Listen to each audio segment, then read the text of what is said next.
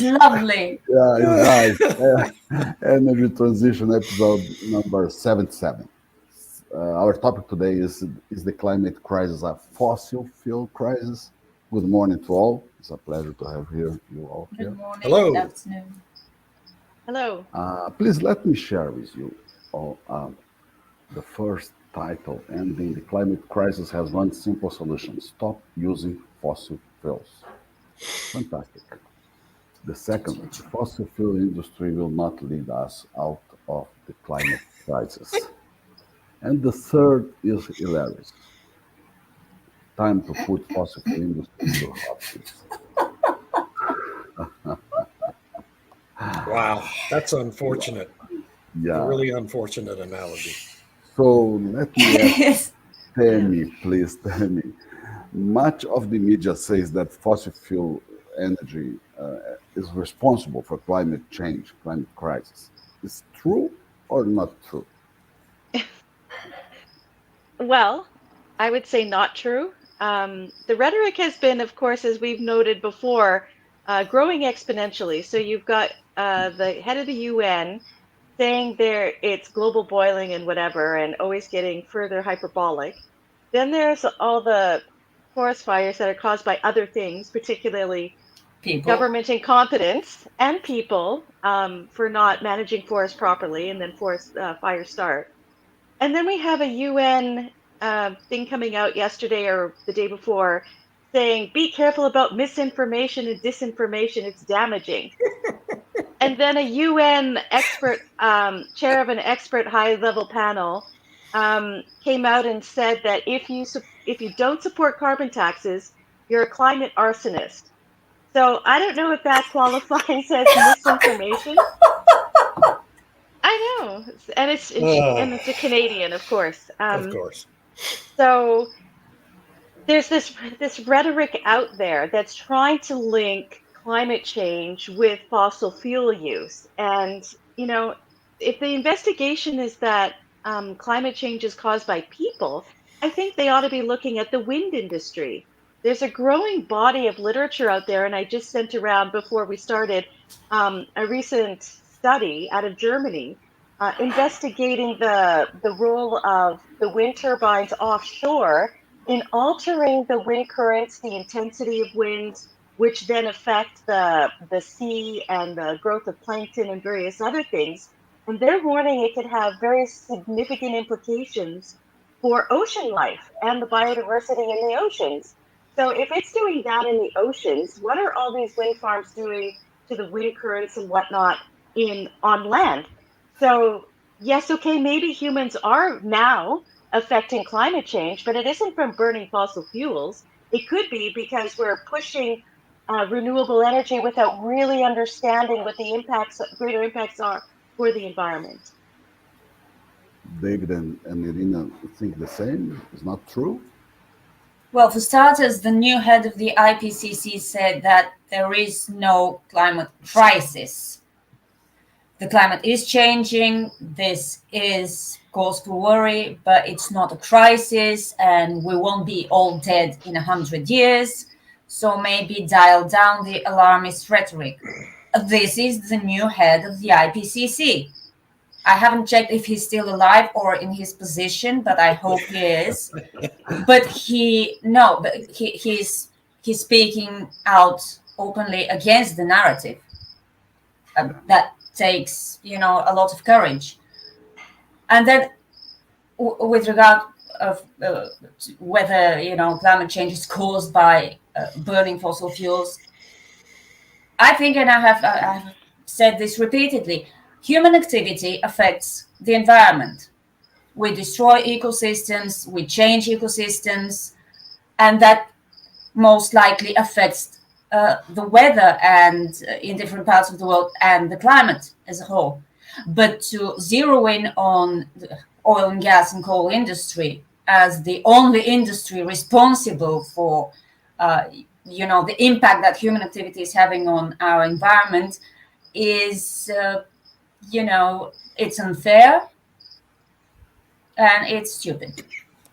But David, about the hospice, something wrong here.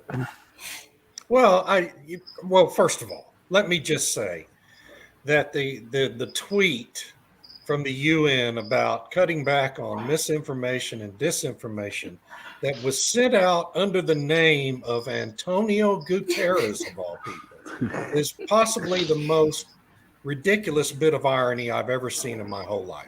This is the guy who told us just a month ago that the seas are boiling. We're in the era of global boiling now, right?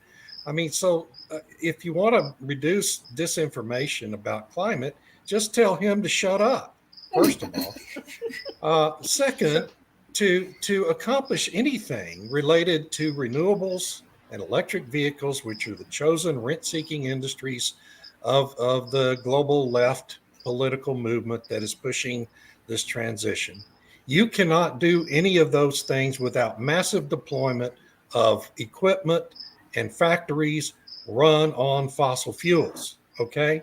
You can't build an EV anywhere on earth without the use of oil, gas, or coal. You just can't do it. It's not possible, and it's not going to be possible anytime soon.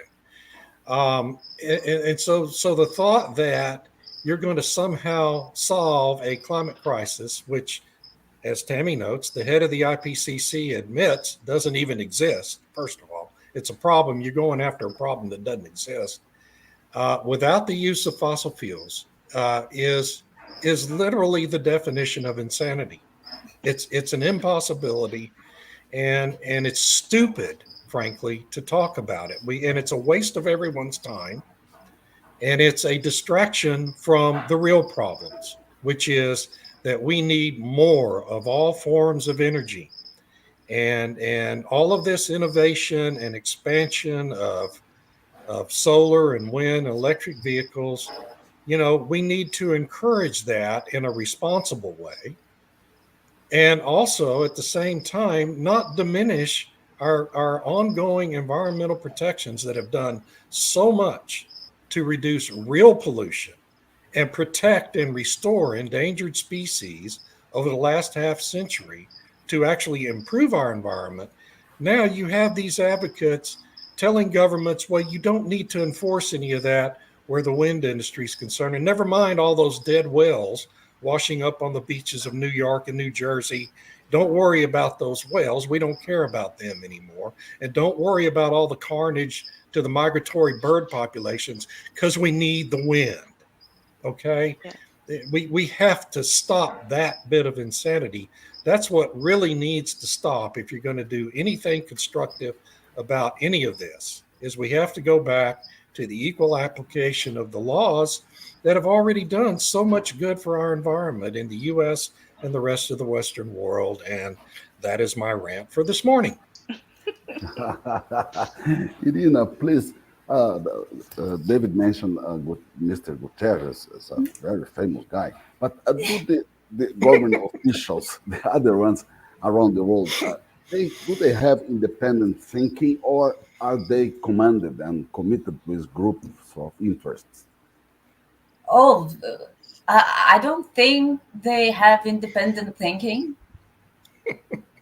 I mean, governments in Europe and the US and Canada. I just saw recently a tweet by your Prime Minister, Tammy, Mr. Trudeau, who said that Canada is the best country on earth, and his government is going to make it even better by addressing this and that problem and climate change. I think most politicians, except the ones who are being called populist, as if the other politicians are not populist at all, they're in it for the good of the people. To me, a populist is the definition of a politician. But anyway, they are on this bandwagon, the climate change bandwagon, and they are using the same words. They're talking about the same things.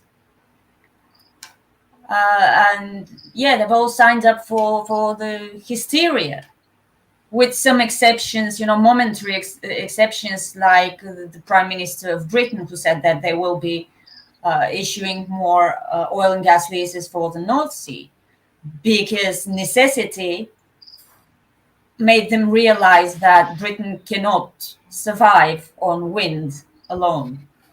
And, local oil and gas is better than imported oil and gas. Go What figure. an amazing discovery. Yeah. Who would have thought?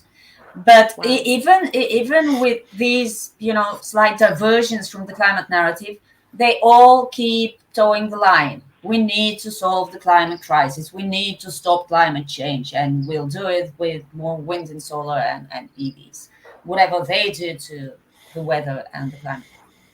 But Tammy, Trudeau, the French guy, Biden, Lula in Brazil, all the same view of the world that we cannot understand very well. So, what's the reason for that? That's a really good question. It's interesting, like Irina said, they're on a bandwagon, and this is the trendy, popular thing to do in those elite circles. They all meet at, Davos or the G7 or the G20.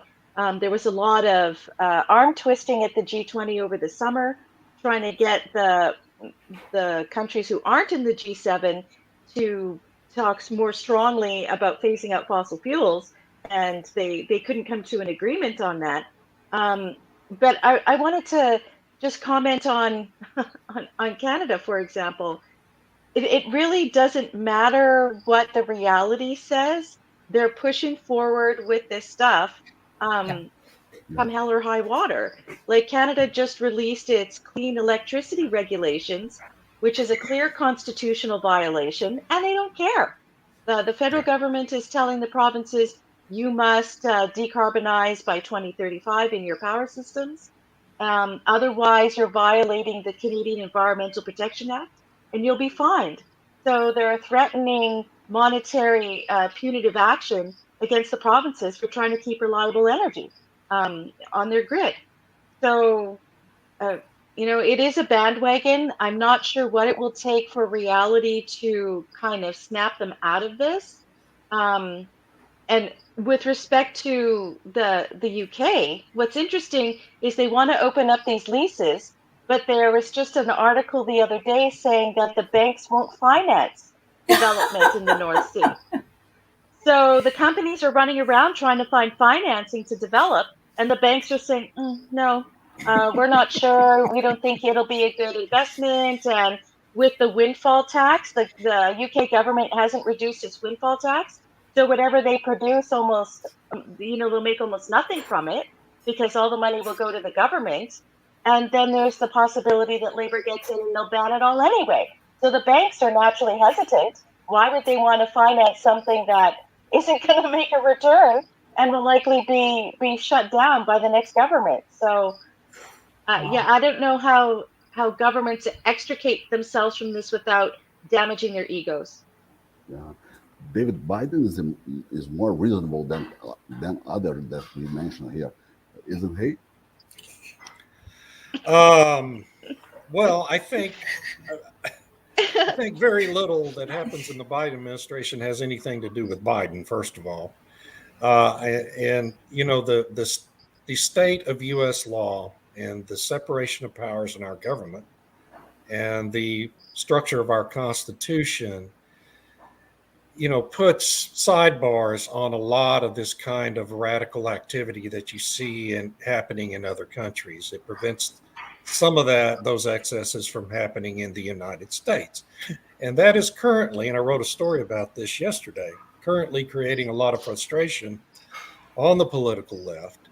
And they are really ramping up the drumbeat on President Biden's administration to declare what they call a national climate emergency, which technically a president could probably get away with for quite a while, as cases went through our court system very slowly. And in doing so, the president would be able to assume near dictatorial powers over energy and climate policy in the United States. And so that's an extraordinary move. It would be extraordinarily unpopular and have a lot of potential implications for next year's election. And the administration has been very reluctant to do it, despite this drumbeat on the political left.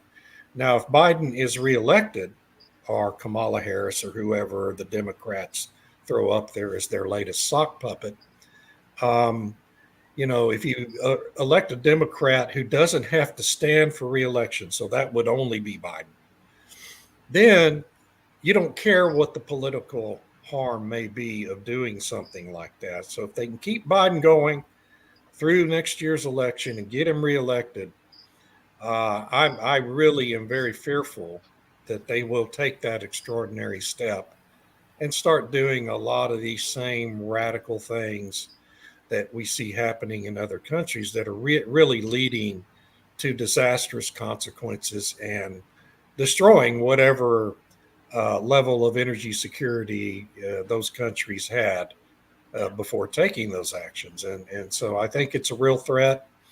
In terms of the other question, what must happen for any of this to stop? Well, the elections have to start going the other way. Governments have to start being thrown out by voters.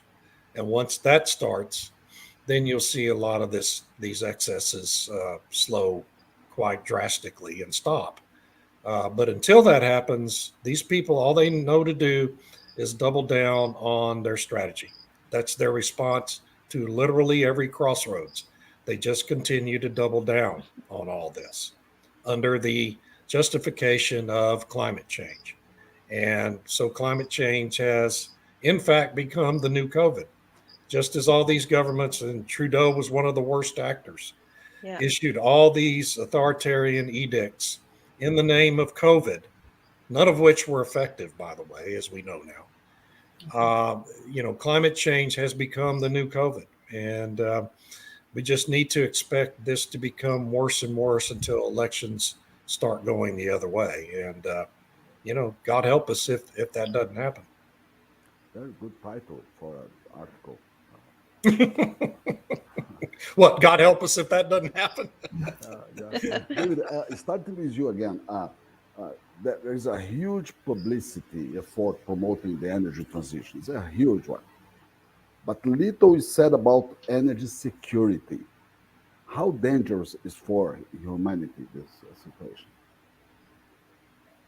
Is that for me? Or who's Yes, that for? please. Energy security is very dangerous. I mean, for every country needs to have energy security. The path we're on right now in the United States, Canada, and the rest of the Western world is to become completely subservient to China because of the need for these energy minerals to prop up wind, solar, and electric vehicles. I almost am beginning to think that's why those three industries were selected as the chosen industries for this, in order to ensure we become subservient to China. That seems to be the intentional direction of all this policy. And so when you lose energy security, you lose national security, and China is no one's friend in any way, shape, or form. China is interested in preserving China's interests above all else, and anyone who thinks otherwise is a very naive dupe, or either that or in the pockets of the Chinese government. And so that's the danger here is, if you lose your energy security to China, you're in worse shape than Germany was vis-a-vis Russia before the invasion of Ukraine. But Germany is even worse now, relying on American LNG because it's so much more expensive. That's true too, yeah. They put themselves in even worse. At least Russian gas was cheap. Yeah, exactly. Irina, in Europe and specifically in Bulgaria, how is energy security being, viewed? Oh, you don't want to know, but Tammy wanted to say something. Please go ahead. No, go ahead. I'll wait. We're going the same way Germany is. We refuse to pay in rubles for Russian gas, so they stop the gas. We're not a big consumer of gas, so that's relatively okay. But we've switched to LNG now and to possibly to gas from Azerbaijan. And Bulgarian society is as polarized as American society or I expect British society on these matters. And there's a lot of talk about wind and solar, of course, mostly from the government, because it's an EU agenda and they have to push it locally. Yeah. We're the same as pretty much the rest of Europe, with certain exceptions such as Poland or Hungary, who have put their foot down and said that energy security is the top priority. I wish we could be like them, but we're not for now. Yeah, Tammy, please. Sorry, So interrupt you. that's okay. I noticed an article last week or maybe earlier this week where it was the head of the Chinese Energy Agency or some equivalent Yeah. to the EIA or whatever, and he was very clear that this climate change and emissions cannot compromise national security and energy security. And he said, look, there's too much interference from NGOs and foreign governments, and so we need to be more circumspect with the information that we release. And I thought, okay, so does that mean your emissions profile from all of the coal plants that you're building? What precisely did he mean by we have to have better control over the information that's released from China? If it's about these different standards and whatever, where companies have to provide an emissions profile, I noticed that in the EU, the new carbon border adjustment mechanism will take place in October, where they're going to require importers to say what the embedded emissions are in every product. And they're starting with some big ones like aluminum and steel and some other things, screws and bolts for some reason. I don't know why that's on there. But they have to put the geographical coordinates of the power plant where they're getting their energy from, so that it can be verified what the emissions profile is of the of the product. So is that related to what China's saying, that well we need to control the information coming out so that we can say we have a better emissions profile for the where they're exporting to Europe? Because they have significant exports to Europe. And I don't know, I'm just throwing that out there. But the biggest thing that he said, though, was that national security, energy security trumps anything else. And he's very right. And now, I would love to see the European Union slap some massive tariffs on, Chinese aluminum imports or bolts and screws. Or steel. Right. or steel. And I would love to see what they will replace this with. With local production in the doldrums. It will be magnificent to watch. Yeah, for sure. Also disaster, but magnificent. Yeah. How are they going to reconcile that? For sure. Yeah. We have greetings to you too. Hi, Farouk. Hello. Yeah. Thanks for joining us. Thank you for the French guy. Macron is the French guy. Yeah, the French guy. David is for the United States. It's Our policies around oil production and climate change in the USA affecting global trade and political alliances, especially during times of crisis. That's a great question, Andre. I think all global alliances and political alliances are under great stress right now as we go through what is really an energy crisis, and it's going to continue building until we have a real train wreck here over the next few years because of these policies. And it's because of U.S. policies restricting the oil and gas production of U.S. oil and gas and becoming more and more of an importer in the U.S. If you look at the data, we're becoming increasingly an importer again, even as China's imports continue to grow. China's a much bigger importer of crude oil than we are. And it's also a result of the war in Ukraine and the sanctions the West has imposed on Russia in response to that. And I'm not making any judgment on those sanctions. It's a war, and governments do things in the midst of a war, whether wisely or not. And so you have Daniel Yergin. I did an interview with him a few weeks ago, and he talked about the fact that before that war, we had a unified global oil trade market. It was a single market for trading in crude oil. Now we have a bifurcated market where countries, mainly India and China, but other countries as well, continue to buy Russian oil, where oil from other countries flows to other importing nations. And so now you've bifurcated that market. You've created new alliances. You see the BRICS alliance becoming increasingly powerful in global trade and the diminution of the G20 as a result of that, and the G7. And so everything's getting rejiggered right now.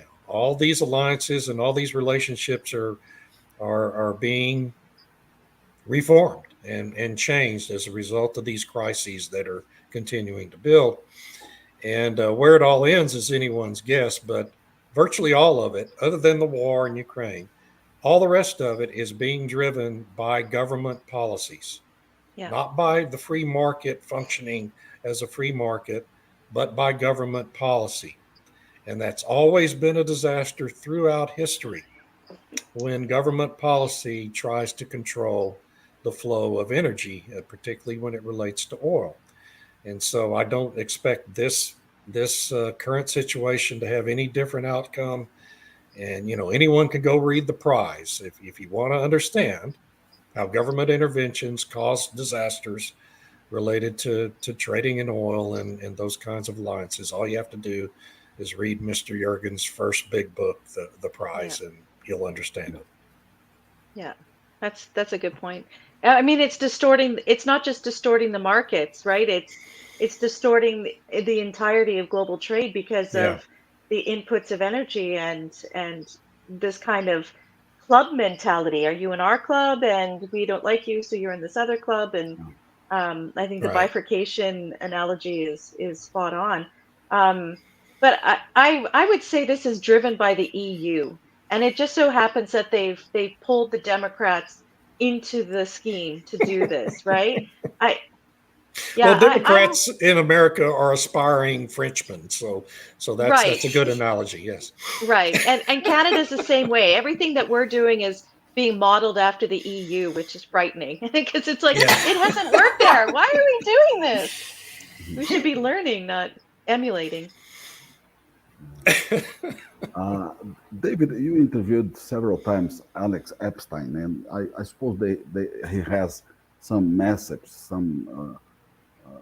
Well, That's I've a- just interviewed Alex once, but I read his stuff a lot, and he's great on messaging around all of this. He had a really good piece recently about the potential disastrous outcomes of declaring a climate emergency, and yeah, he's a really smart guy, and he's a philosopher. He is an educated philosopher, and he applies that education and philosophy to the situation with energy, which I think gives him an insight into all of this that's really unique among those of us who comment on it. And so I think he's a really smart guy, and everyone should pay attention to what he says. And what are the contradictions with pro-renewables propaganda, Alex Epstein and pro-renewables? Well, I mean, again, going back to the fact, and Alex emphasizes this, you can't have renewables without oil and gas.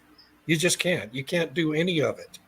Oil and gas is endemic to everything. And it's why when you mess with the trading relationships and the flows of oil internationally, oil is by far the most traded commodity globally of anything else. And trades in oil and those relationships impact everything else. So you can't do any of this without the free flow of oil and those relationships. And so I think it really, goes back to all of that. Yeah, it's the same that I think that Irina, Tammy, Ronald Epstein, Stuart, so dozens of people thinking the same. Yeah, I think so. There are lots of people thinking. There's lots of people. Yeah. Bill Happer, Steve Yeah. Koonin, Robert Bryce. Robert Bryce, for sure. yeah. But who benefits from this energy transition, this mode of energy transition, and this coordinated communication? Who is receiving results of that? The ones who get the subsidies. We've discussed this a lot of times. Yeah. But it bears repeating, I think, because people get distracted by the whole, oh my gosh, it's an emergency and weather's bad, and like as if weather's never been bad before. And what I like about Alex Epstein's point is that fossil fuels make us safe from climate. Yeah. And without fossil fuels, like you had pointed out, David, we weren't looking after the environment so much, and we didn't, because things were expensive or whatever, or for whatever reasons. But fossil fuels can be extremely beneficial when used properly. And just to try and say that it's all about emissions, well, when there's other environmental issues to be considered, like Irina pointed out, we need to be looking after things properly. And fossil fuels allows us to do that, allows us to recover from hurricanes and tornadoes and all these things. What concerns me Uh-oh. are those who are just dedicated to destroy the industry. And wind and solar benefit, a lot of the hedge fund managers benefit, Yeah. and um, Amazing. amazingly, right? So there's lots of different people who benefit, but what I think the biggest beneficiary is China. There you go. That's what I was going to add. Yeah, I think it all, when you really analyze everything that's happening and boil it down to its end result, the end result always favors China. 100-year marathon. Yep.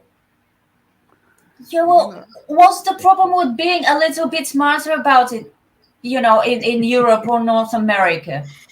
I mean, just because China is taking the long road, and being patient and, as David said, worrying about its own, well-being. What's the problem with learning from them? Like they learned from Europe, and they learned how not to do things. And by the way, I just wanted to make a note about emissions, since Tammy mentioned it, and how the purpose is to kill the oil and gas industry. Bloomberg recently came out with a post that it's not about emissions, and it was about this outrage cry against carbon capture. Yeah. Which is supposed to be perfect for reducing emissions, and the technology is maturing. It could probably soon be applied at a large scale, and it will reduce emissions. But environmentalists are not happy about it, No. even though it reduces emissions. So emissions are not really the problem. I think these people don't know what they're talking about anymore. Well, and look They're at just the just wanna hating they on just the oil wanted and to- gas industry. Yeah. right, Yeah. and And they look won't be on- happy. Even if this happens, they won't be happy. Nope. There'll be something else. The goalpost will move again to something else, right? Yes, just as they have on If air, they have air electricity for carbon their capture. phones. But look at how they responded to the awarding of those government contracts, the subsidies, 1.1 billion, to Oxy Yeah. for air capture of carbon Direct air dioxide. capture. Direct air Yeah. capture, which has been a golden goose. These environmentalists have promoted for decades, right? But the government awarded the contract because it awarded the contract to an oil company who has spent 30 years developing expertise in that field and investing in research in that field, because that company got the contract. Now air capture is bad because it went to the wrong company, not the chosen rent seeker of this transition. Yeah. It's a kindergarten. It is. It's Animal Farm. And then they're wondering why China is winning on all fronts. Yeah. But Yeah. Irina, this way of the propaganda and so can kill the journalism, no? It's not a chance to kill journalism? Well, it is killing it. I mean, the media are on board with everything climate alarmist. And it's amplifying messaging. I think Tammy recently talked about this in one of our previous podcasts. This amplification that every alarmist message receives from the corporate media has a major effect on people who are not obliged to follow the energy industry and latest developments and all that. They don't have to do this. Nobody has to do this. So all they get is the messaging. And where we got our title for today's podcast, the 15 words that all media should, the 15 word summary of how the climate crisis needs to be reported. Yeah. I forgot what all the words were, but the climate crisis is in fact a fossil fuel crisis, and that's the end of it. And you should incorporate this in all your stories, because that's how you make, I'm quoting freely, not verbatim, that's how you report impactfully on the planet. Yeah. Not a word about accuracy, not a word about factual, true to facts. No, we're talking about impactful reporting on the climate. Right. That's not journalism. Sorry. No, it's Yeah, narrative. and It's how propaganda. It right, is. and how to spin all the forest fires in the world, which just happen to be all started, whatever.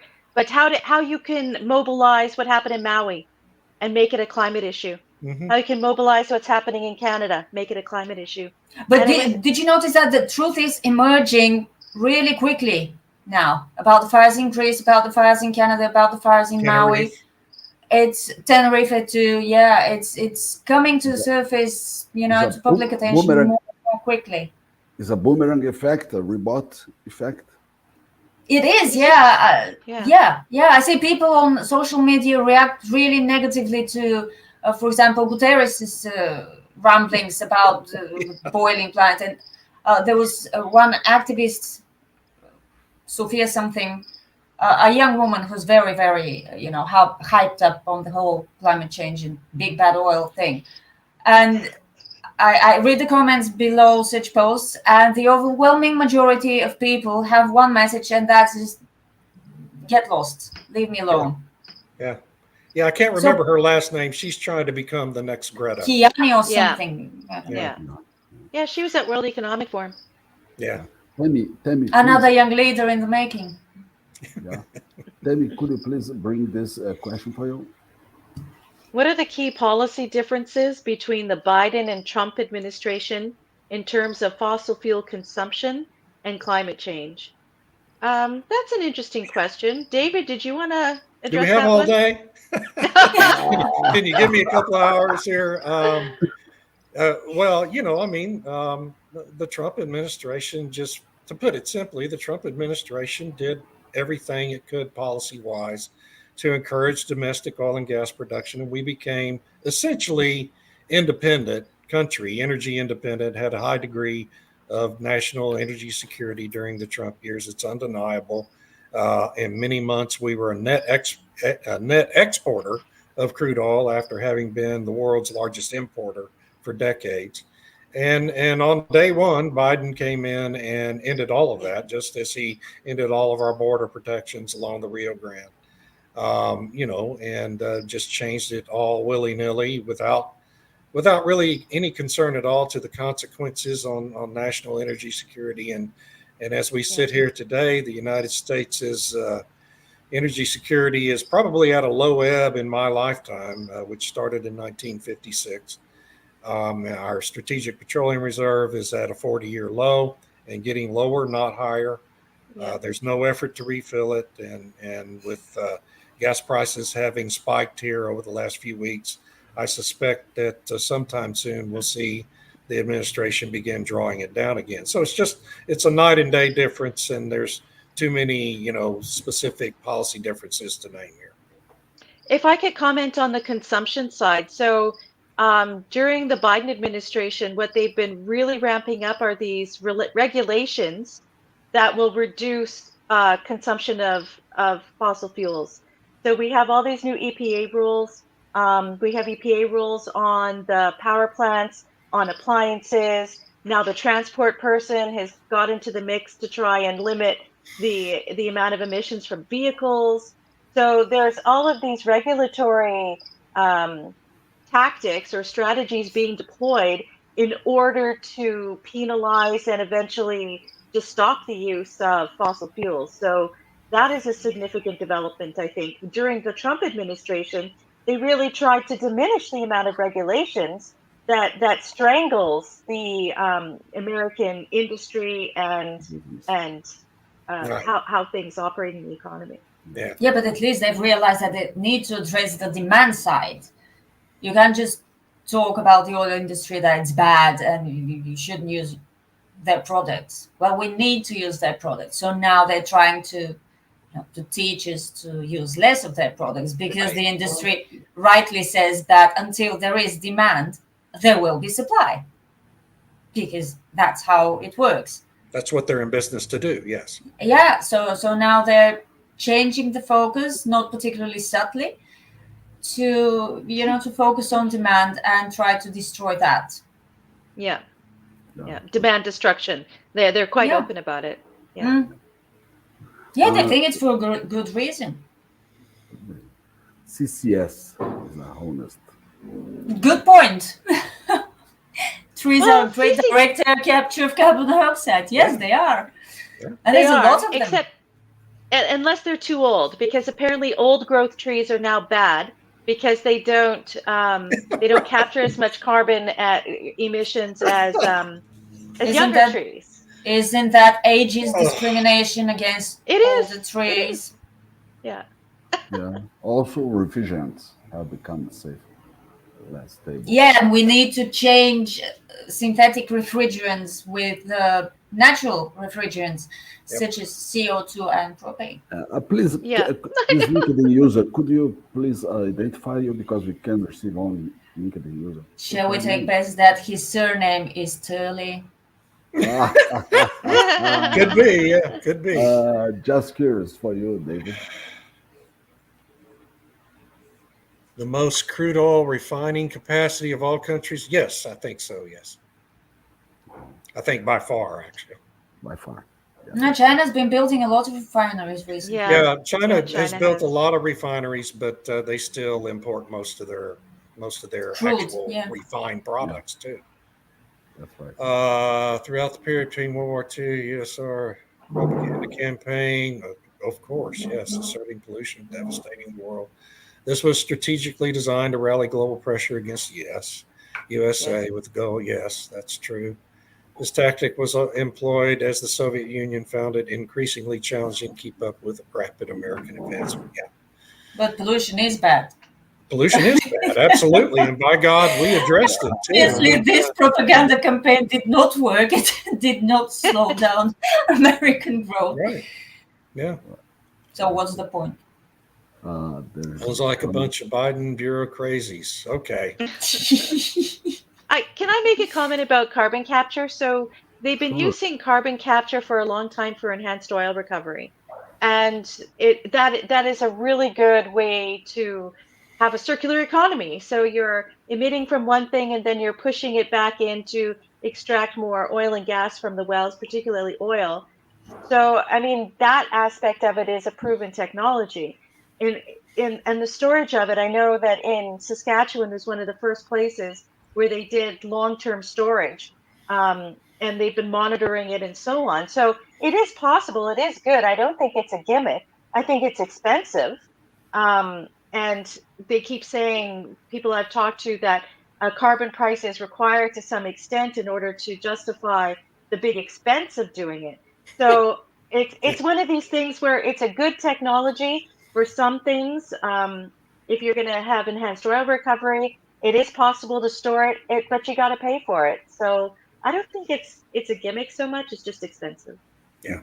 Yeah, and that's one more reason why environmentalists hate it, because they say that it is being used to extract more oil from wells. Of course. You know, and that's bad. Of course, it's bad.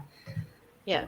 Well, and they're also concerned that ExxonMobil and Oxy are going to turn it into enormous profit centers, which is going to help them fund more How oil dare and gas they? projects. Right? No, really, seriously, that's Really. their criticism. Is it's a gimmick designed to keep the oil industry going and become more profitable, and that's why they do it. When it should, lie down and get into a hospice and die.